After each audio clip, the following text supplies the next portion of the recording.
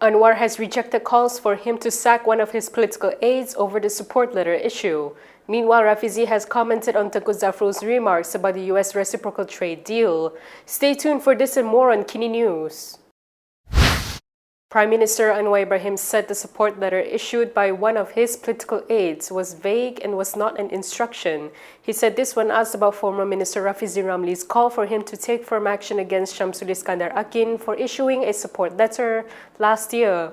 Anwar pointed out that the project's approval process was not influenced by the letter, as the relevant authorities were fully aware of standard procedures.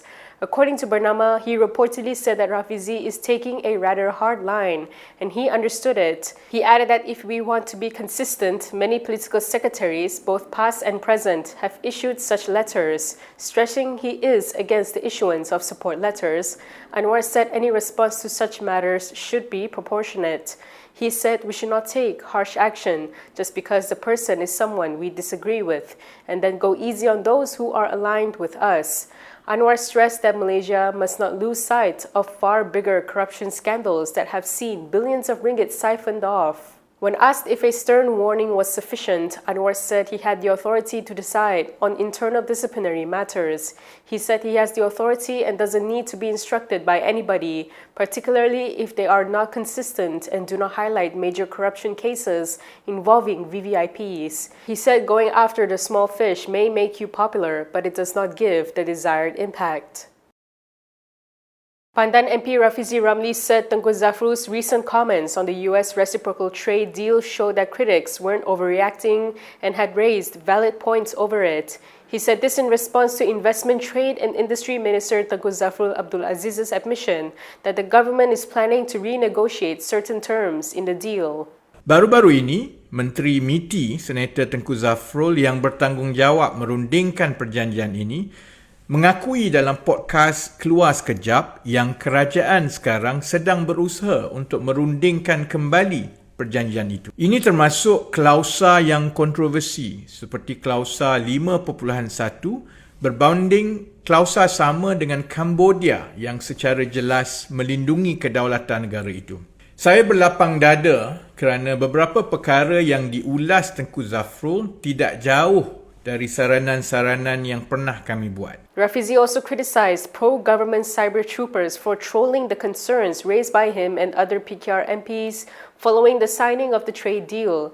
He said Subang MP Wong Chen, Setiawangsa MP Nik Nazmi Nik Ahmad and himself have been told to leave the party and were accused of being bitter for losing in the party polls. He added that they should study the agreements signed by other countries with the US so that our agreement doesn't seem too one-sided towards the US compared to other nations. In conjunction with Malaysia Kini turning 26 and the upcoming Sabah state election, from now to 30th November, you can subscribe or renew your Malaysia Kini package with 25% off. Click the link in the description below or scan the QR code on your screen to enjoy this exclusive offer.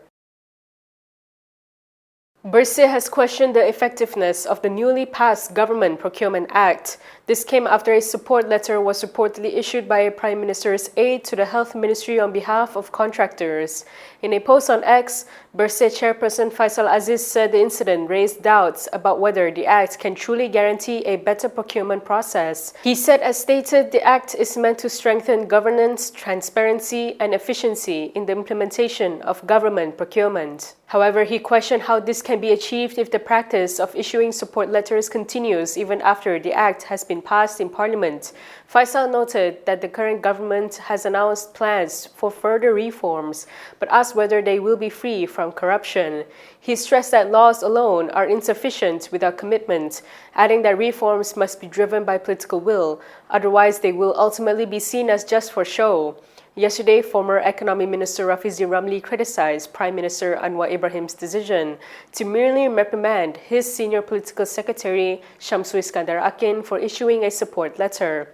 Anwar had told Parliament on Tuesday that he had reprimanded one of his political secretaries for writing a support letter to 6 contractors in a hospital project last year. Prominent rights activist Ambika Srinivasan will join M. Indira Gandhi's Justice March tomorrow. This is according to the Indira Gandhi Action Team. Its chairperson Arun Dorasamy said Ambiga has consistently been at the forefront of various human rights and governance issues. He added that her presence is not only symbolic, it reinforces the fundamental principle that no authority is above the law, and that the fight for Prasana Diksa's return is a fight grounded in constitutional justice, child rights, and moral duty. Arun also said that a figure of her caliber walk alongside Indira is a powerful reminder to the nation that the pursuit of justice must never be abandoned, no matter how long the struggle. The Justice March tomorrow is being held to protest the police's repeated failure to retrieve Prasanna, Indira's daughter, from her Muslim convert's father, Ridwan Abdullah. There has been multiple court orders instructing authorities to arrest him and return the girl. Arun previously said protesters will march from the Sogo Shopping Center starting 10:30 a.m. to the Federal Police Headquarters in Bukiraman. From now on, you can also listen to Kini News on Spotify and Apple Podcasts. Scan the QR code on the screen to follow us. The Malaysian Bar has voiced concern regarding the appointment of Federal Court Judge Ahmad Teriuddin Saleh to the Judicial Appointments Commission, while acknowledging that the appointment is under the Prime Minister's purview. Bar President Ezri Abdul Wahab said lack of transparency, including in the consideration applied, is troubling. In a statement, he pointed out that the position is usually filled by the most senior members of the Federal Court. He said departing from this practice raises legitimate questions about the basis for the decision, particularly in the absence of any clear explanation of the criteria used. He added that predictability, clarity, and respect for established norms are essential to sustaining public confidence in the independence of the judiciary. As we stressed, it was essential for JAC's composition and decision-making process to inspire public confidence, as the body plays a vital role in safeguarding judicial independence by recommending candidates for the highest judicial offices. Teriuddin's 2-year appointment to JAC took effect on November 15th. He was appointed by Prime Minister Anwar Ibrahim under the executive's quota of 5 JAC members. Under that quota, the Prime Minister can appoint 1 federal court judge and 4 eminent persons who are not members of the executive or other public service. The other 4 members, who are automatically appointed by virtue of their position in the judiciary, are the Chief Justice, who is also the Commission's chairperson, the Court of Appeal President, and the 2 Chief Judges representing East and West Malaysia. MIC President S.A. Vigneswaran said the party is always open to meeting with BN to discuss its future in the coalition, should an invitation be extended.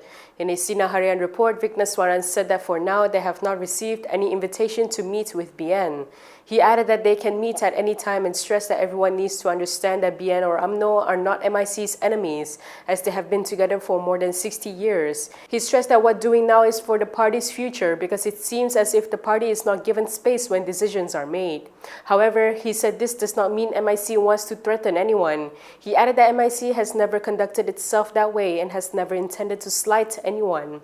According to the report, on Wednesday, BN chairperson and UMNO President Ahmad Zahid Hamidi had instructed his deputy, Muhammad Hassan, to arrange a meeting with the MIC top leadership. MIC's ties with BN have been straining of late, with the party's delegates approving a motion to quit the coalition during its annual general meeting on November 16th. Vigneswaran had previously said that although party delegates had voted to quit, the final decision is up to him and the party's Central Working Committee, but that they are leaning towards cutting ties for now. And that is all from me today. For more stories, you can go to Kinitv.com. You can also follow us on Instagram, X, YouTube, and Facebook for the latest news updates. I'm Camelia. Thanks for watching.